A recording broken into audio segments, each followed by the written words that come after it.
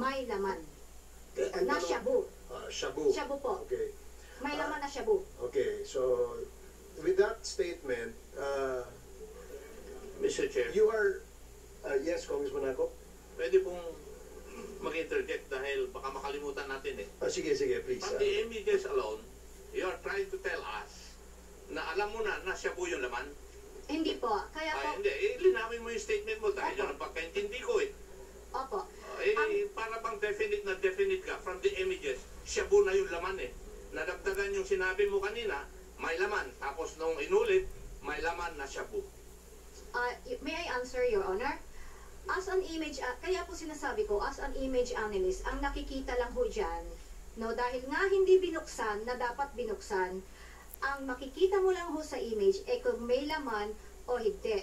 But as I have said, as a seasoned investigator, based on the findings of PIDEA, and based on the physical, documentary, and testimonial evidence, plus the chemical analysis, plus the weighing, no, yung pag-weigh ho ng winay ho yan eh, and there's a finding kung ilan, alam nyo, based on that, then ang masasabi ko, kasi ho ako, marami na ho akong experience sa pag-grade at saka ho Mr. sa Chair, may I request the witness to be responsive to the question. I still have a follow-up question, but I cannot make my follow-up questions because he has not been very responsive. Okay. So, ayan, nasagot ko na yung question niya, no, na may laman, pero hindi pa definite na shabu. That was the question of Honorable Ako. Opo, based on the image. Okay. Mr. Chair, just one last question before we can allow her to make her presentation. With those informations and knowledge that you just had stated in the committee hearing in the Senate and that that you presented in the media, being a custom official under a head of office, did you clear it with your commissioner when you were invited to appear before the Senate that you will be testifying on such particular subject matter and that you will be attending to an interview also on the same subject matter, considering that you have chief of office as a matter of protocol in the government service? Hindi ko po clear dahil hindi ko po kailangan i-clear because he issued a customs personnel order directing me to attend the hearing in the Blue Ribbon Committee on September 11. That order is already a clearance. Yes po. Okay, thank you very much, Mr. Chair. Thank you, Mr. Chair. Attorney Mangawang, did you train Mr. Morales? Was he under you at one time? Or He was you under me. He was under me. So, In fact, may I answer po? okay, please. In fact, I was the one who sent him to Melbourne, to Beijing, to Malaysia, and Hong Kong. I was her. So you can honestly say that with all these trainings that he had, he is technically competent. That is correct, but may I clarify? Sige. Yes, I believe that his testimony would be self-serving. Mr. Chairman, I object to the statement. We talk about personal knowledge here, not belief. Oh, yeah, that's our Thank you. Yes. Yeah. Thank you for that. Congressman Thank you for Linding. that. Please take note of that observation, Attorney Mangawang, and to the other resource persons as well. Yes, continue. Yes, he is technically competent. So, competent siya. Yes. So, he could be correct or he could be wrong sa kanyang analysis. Opo. So, sa'yo rin, you can also be correct and you can also be wrong. Opo. Tama. So, okay, for the record, please state for the record in this committee hearing, yung findings mo nga kanina na may sabi mong may laman. May laman. Diba? At sinabi mo shabu yung laman. Diba? Pakiulit mo lang. Ang tanong po kasi is, I think you asked me, sir, kung, Mr. Chairman, kung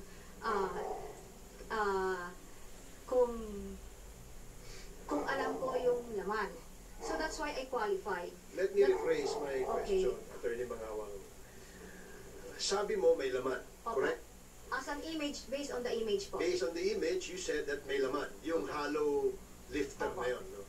At ang tanong, ang laman ba nun ay shabu? Exactly po. Kaya ko nga sinagot na So, you are telling us na based on your analysis of the image ng lifter na may laman, at alam mo na shabu yung laman.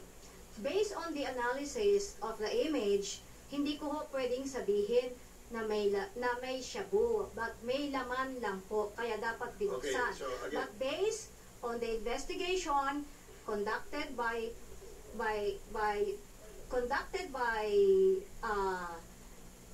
PIDEA, no, and based on the documentary, physical, and testimonial evidence which were presented in the Senate, and as a seasoned investigator, I was chief investigator ho in NAIA, that's why I was explaining it. Dahil ako ho ay nakapag-file na ng kaso sa korte before at meron na ho akong napakonvict sa drug smuggling. So, on the basis of my other experience, ang sinasabi ko, shabu ho ang laman yan. But as an image analyst, ang masasabi ko lang, based on the image, may laman yan. Hindi ho pwedeng sabihin ng x-ray na yan ay shabu. But I'm basing my statement na ang tingin ko shabu yan because I am a seasoned investigator, because I am a lawyer, and because I have prosecuted drug smugglers before and caused their conviction. And based on all these experiences, I am saying, and the findings of PIDEA, and yung mga recent findings pa, yung laboratory analysis, yung ano pa ba yung latest, yung the market is flooded, Yes, so Attorney I would Mangawang. say shabu po yon. Excuse me hindi ka naman PIDEA, di ba? Hindi po ako PIDEA. Oh, so, okay. Kaya nga ang tanong namin sa'yo, yung bang image at yung analysis, masasabi mo may laman, sinagot mo naman. Opo. Sabi mo may laman yan. Opo.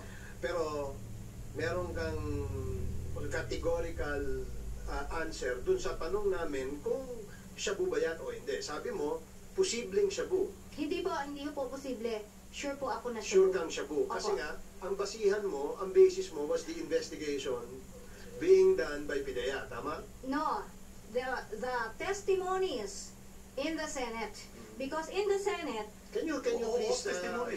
can you please tell us yung kaninong testimony yun? Kasi baka hindi namin napanood yung testimony yun. Sino nag-issue ng testimony yun? meron ho doong bodegero. So, Who do you remember the testified? name? I forgot the name of I'm not very good at remembering names, but you can check on the stenographic notes po, no? Okay. Transcript.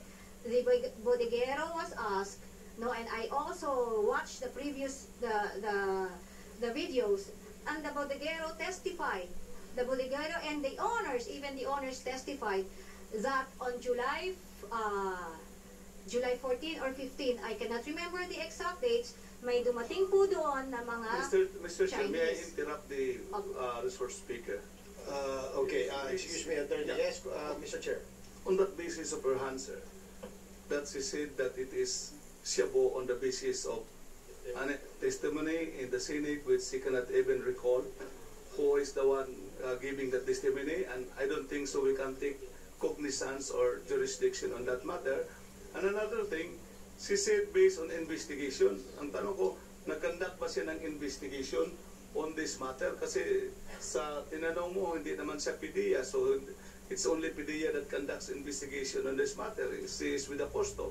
So anong investigation sinasabi niya, which is the basis of her belief na siya po yun? Ganito po, Nag-conduct pa kayo ng investigation, ma'am? I conducted an ocular investigation. I went to the bodega. On what basis that you conducted an investigation when you said that you are a custom collector? Is that in relation to your duty as custom collector when you went to that ocular inspection? That is on the basis of my duty as a public servant or government employee, where Your duty as a public servant, opo, as to a tell the custom truth, collector? to tell the truth Oh, and nothing no, but no. the truth. I'm not asking that you are telling the truth or you are not telling the truth. Let us not complicate the subject matter. Opo.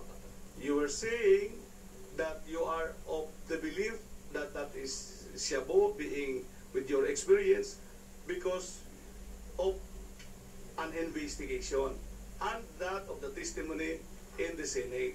We said that we cannot take cognizance of that testimony in the Senate, especially so that you were not able to recall the person making that testimony.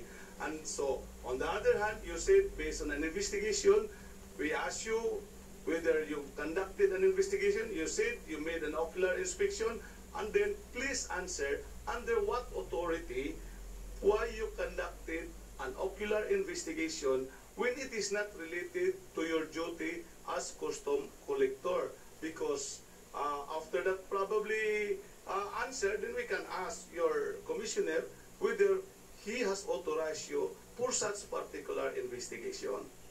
Ganito po yun. I was given a subpoena and I was asked to be a resource person as an expert witness on X-ray.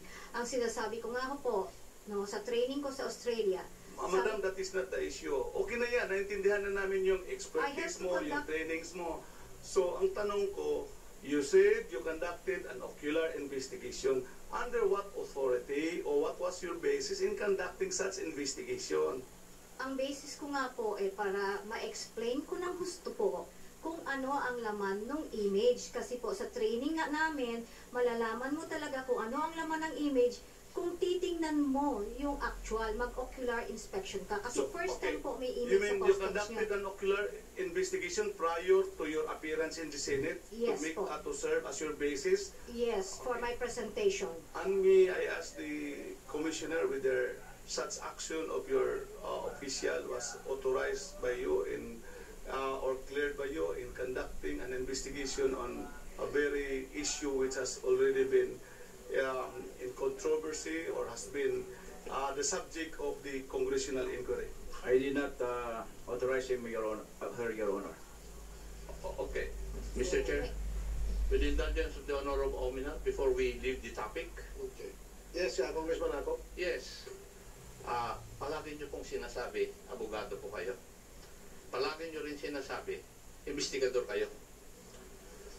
For the whole years of my life, naging investigador ako. PCINP at saka pulis. Ngayon, nag-iimbestiga ako in aid of legislation. Abogado rin po ako. Pero, I could not imagine na ikaw sinubpina ng Senate to give your wisdom about X-ray. Tapos ikaw, pupunta ka dun sa 13 Martires para mag-imbestiga. When you know pretty well as a lawyer, na ang titignan mo lang, ite-testify mo dun sa Senate ay kung ano ang isip mo tungkol dun sa images. You will not be asked questions whether sa tingin mo ba ay may shabu dun? No. I don't think so. Ginagawa mo lang yun dun sa tanong ni Honorable Ominal, what was your authority to do such? When in fact, the expertise that is needed by the Senate then was your expertise on X-rays, not on investigations. Thank you, Mr. Chair. May I respond? Thank you, Congressman Jacob. Yes, you may answer the question. Sa training nga po namin, kung hindi mo pa nakikita yung actual na goods, na bagay, hindi mo alam kung ano yon. So, looking at the image, para malaman mo ano ba ang dark portion na yon, kailangan makita mo yon actual na goods. That's why I went to Mr. Chair, Mr. Chair, ano po yung goods ang makikita? Alam naman natin lahat na wala na eh. Di ba? Noong may publish yan, wala na, butas na. Wala na nga. Even the President said, there is no evidence, there is no body of the crime. Alam mo yun, being a lawyer, wala kang makikita ron. Ewan ko. May I respond to that, Mr. Chairman? Yes, Kailangan hong maipaliwanag ano ho yung parts ng magnetic lifters para ma-explain talaga kung ano yung nandoon sa loob. Dahil ang nakita ko nga po sa sa image may laman. So tinitingnan ko kung paano ho nailagay yung laman doon. And the body of the crime, when there is in the Supreme Court ruling on People versus Remuneration, the Supreme Court held that the body of the crime does not mean the body of the person who was killed or the ransom money. The body of the crime refers to the commission of the crime. Yun ho ang ruling. And in fact, sa De Lima case, latest, wala naman pong nakitang shabu, walang nakitang pera, but there were very, very credible testimonies. And the Supreme Court held the body of the crime is the commission of the crime. And therefore, hanggang ngayon, nakakulong pa rin ho si De Lima. Okay. Does that satisfy Congressman Ako? I'll proceed already to the questions that I have, Mr. Chair. Yes, please, Congressman Ako, you're recognized. Attorney Manghawang, are you aware of the difference between competence and credibility? Yes, of course, competence. What is the difference between competence and credibility? Competence refers to you have the skills, you have the knowledge to be able to exercise your functions. And credibility is that when people would tend to believe you or not.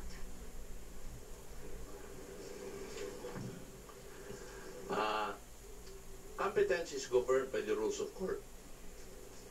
Tama po?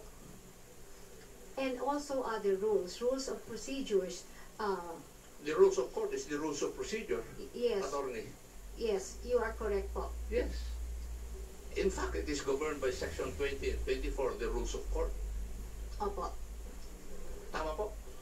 opo sir. But credibility is not governed by rules. Yes, Would you agree with that? I agree, Your Honor. Yes. So, pabayan na natin yung competence dahil ikaw may competence talaga as with your experience as an X-ray operator and the head of the X-ray Department of Bureau of Customs. Let's not question that anymore. Ang questionin natin yung credibility mo. Opo. Ano po? Before the entry of Commissioner La Peña, what was your position? I was in the office of the Deputy Commissioner for Revenue Collection and Monitoring Group. I was a staff of former Deputy Commissioner Ekarma. Okay. And when Commissioner Isidro La Peña came, did he make any new assignments for you? I was demoted, actually, because I am Demoted? Collector 5. Yes, I am Collector 5. He made me a division chief of the policy policy planning and research division. That was a demotion. In fact, yung mga collectors na may nagalit sa akin, bakit mo tinatanggap yan? Sabi ko, there's no problem. I just want to help the commissioner. Kindly I accept- answer my questions, attorney. Opo. Akala ko ba, investigador ka? Ang investigador, nagagalit doon sa tao na hindi sinasagot ng diretso yung tanong niya. Di po ba? Opo, hindi po ako Yun, so, galit. sagutin mo lang kasi investigador ako ngayon dito Opo, Di po ba? opo, Kaya dapat sagutin mo lang yung dapat ko, yung tinatanong ko po sa inyo. opo, Tama. opo. Kasi sinasabi niyo, investigador kayo Investigador din ako. Nagagalit ako pag hindi ako sinasagot ng tama o diretso. Thank you for Kung the masyadong advice. flowery yung sagot ng aking tinatanong, sinasabihan ko siya. Opo, Okay? opo, Tama po siguro yun. Dahil Opo. investigador ka, sabi mo, naintindihan mo. opo. Tama? So, idinumot ka. That is what you answered. Yes, opo. Nagreklamo ka ba sa Civil Service Commission? Hindi po ako nagreklamo dahil ang sa akin lang po, I am willing to serve. I was willing to serve Commissioner La Peña. No, ang aking po public, being a public servant, I was willing to serve Commissioner La Peña. Okay. And the government service, the primarily of the government service, and pumayag po ako doon. In other words, you did not exercise your right to complain because of that demotion. Tama po? Tama po. Yes. After that, ano po ang assignment pa ninyo after that position? After that po, ako naman po ay prinomote niya na naman ng district collector sa Legazpi. Hindi natuwa ka? Hindi po. Hindi rin po. Bakit po? Kasi po malayo, pero tinanggap ko po. Hindi ba sa Nag-assume po public ako. service attorney, kahit sa kay destino, pupunta ka? Kahit, Kasi yung malayo na rason, mukhang kaya nga po tinanggap ko. flimsy yun. Kaya nga. Kaya po Tinatanong ko nga Opo. sinasabi ko lang sa'yo, in public service, Opo. ididestino ka kung saan ka dapat madestino. May I respond to that po? Pwede kang madistino kung saan ka pwede madistino basta't wala pong violation ng Civil Service Rules and Regulations. Meron po bang violation doon? Wala nga po. Kaya nga po ako'y nag-assume at kahit po may violation yun, susud at dati. Wala nga po. Walang violation tapos Kaya sabihin nga mo po sumunod. Sumunod po ako. Kasi willingly ako sumunod. after that position, saan po kayo napunta during the term of the Commissioner of Customs? I became Deputy Collector for Passenger Service at the Ninoy Aquino International Airport. Which you presently hold. Second time ko po ito. Oh, what do you mean? During the time of Commissioner La Peña, second time. Second time ko po ito sa Deputy Collector for... Could you please explain? From after Legazpi, I became Deputy Collector for Passenger Service at the Ninoy Aquino International Airport. And from there, I was reassigned as Deputy Collector for Operations at the Port of Manila. And from the Port of Manila, I was again reassigned as Deputy Collector for Passenger Service. This is the second time. Opo. Now, with all this, with the last three assignments, dalawa sa passenger service at saka deputy sa Port of Manila, were you in approval of this? Okay lang po sa akin. Talagang sumusunod naman ako kay Commissioner La Peña eh. Okay lang sa akin yun. Yes. And lately, I think you were relieved from that post. He issued a customs personnel order on September 12, reassigning me to the Compliance Monitoring Unit. That was after he received an invitation from the Senate that I was invited as a witness, as resource person and X-ray operations. The invitation was received by the Commissioner's Office on September 10. He issued a CPO, and on September 12, he issued a customs personnel order reassigning me to the Compliance Monitoring Unit. Did you approve of this, Attorney? Hindi po, kasi violation po yun ng Civil Service Rules and Regulations dahil ang Compliance Monitoring Unit ay wala hong functions and it is not in the organizational chart or structure of the Bureau of Customs, and kaya nag-appeal po ako sa Civil Service Commission. Kaya hindi ho pwedeng i-execute yung reassignment order na yon. So, you filed an appeal with the Civil Service Commission regarding your termination from the passenger service, which you did not approve it. Tama po? Opo. Yes. Okay lang po, pwede mo mong sumagot. Okay lang po ako ma-reassign somewhere else, pero sa Compliance Monitoring Unit, yun na po ang reklamo ko. Kaya lang, sobrang dami na po yung pag-reassignment sa akin.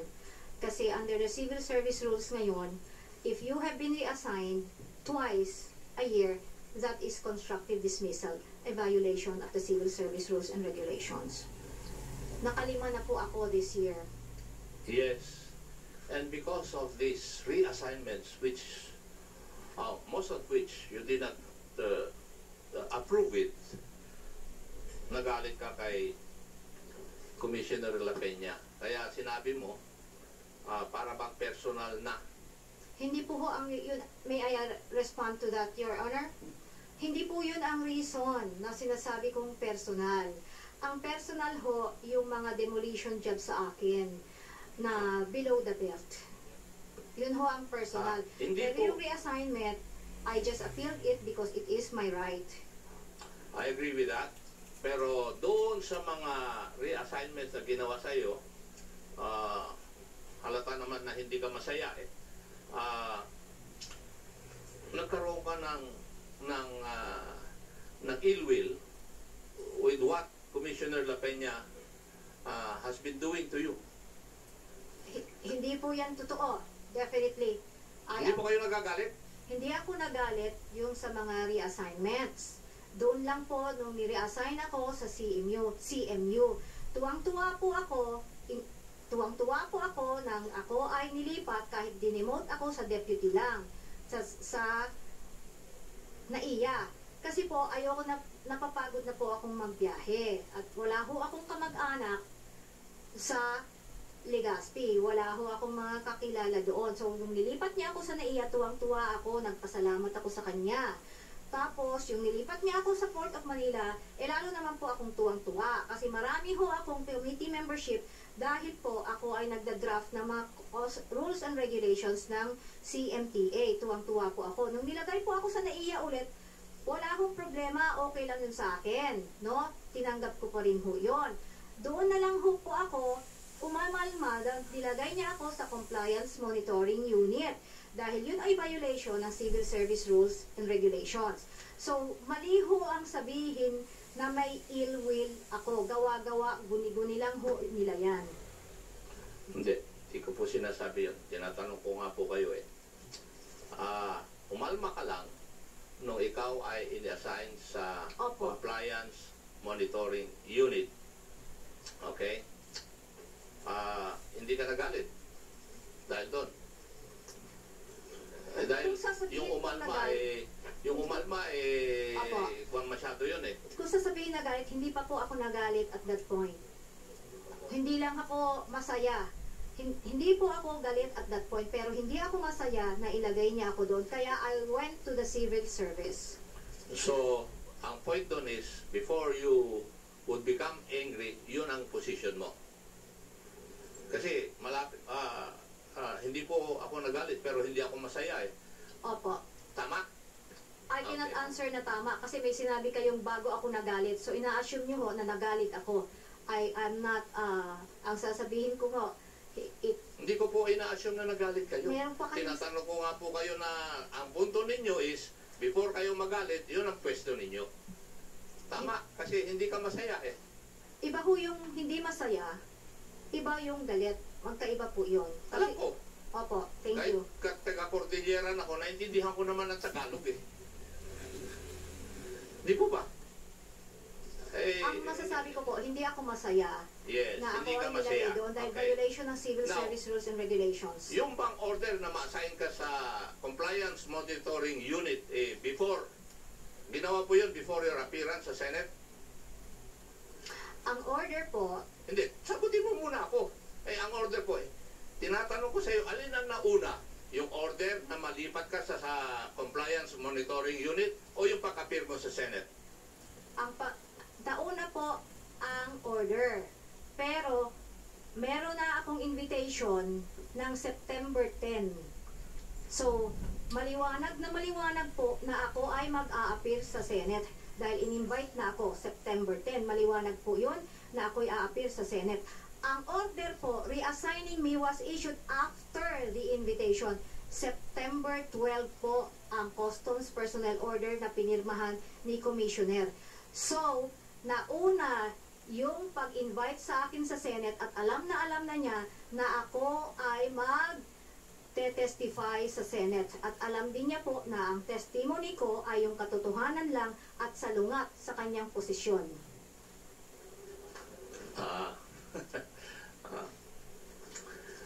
Are you aware, ano po yung rules of credibility and so far as the Supreme Court is concerned? I am not aware po. Yeah, I'll tell you.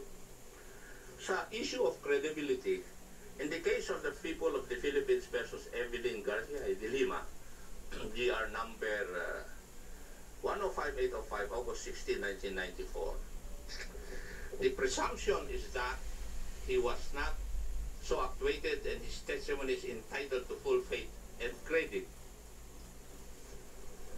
Tama po.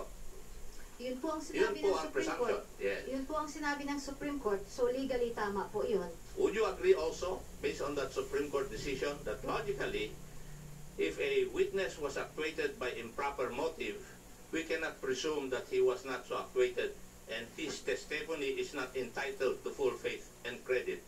As a lawyer, would you agree with that statement? I agree po. Yes.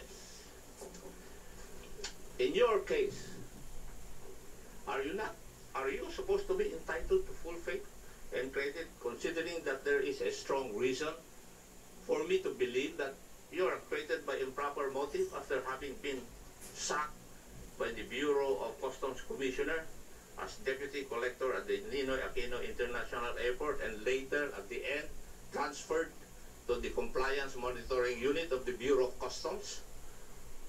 Not necessarily po, kasi yung mga assumptions na sinasabi niyo po ay hindi yung totoo. Ako po ay nandito para magsabi ng totoo.